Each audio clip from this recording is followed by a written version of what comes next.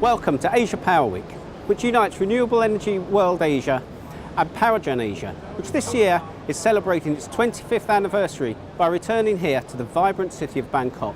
Over the next 3 days, we'll see the latest innovations in technology, the latest trends that are shaping the industry here in Asia will be discussed and debated.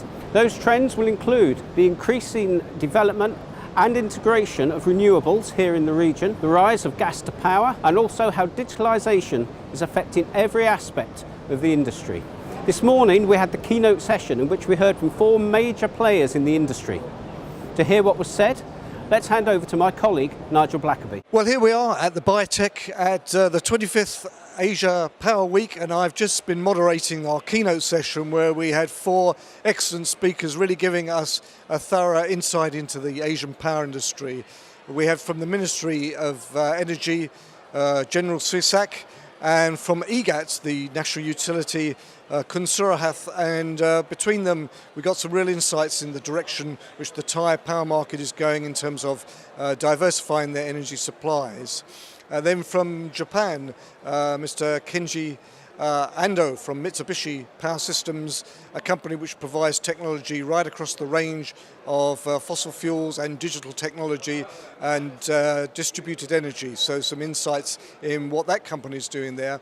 And then finally, a really interesting final speaker from Indonesia, Mr. Heru Dewanto, who runs 2 very large coal-fired power plants in Indonesia, and we got some ideas about the challenges that that country has got, which is going to give us food for thought when Asia Power Week reconvenes in a year's time in Jakarta, Indonesia. A great start to Asia Power Week. We're looking forward to 3 exciting days.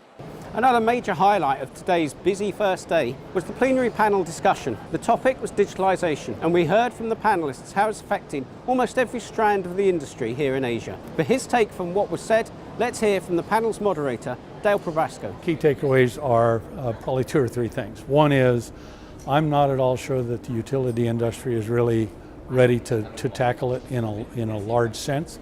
2, in relation to the Asia power market here, I think there's going to be at different paces in different countries.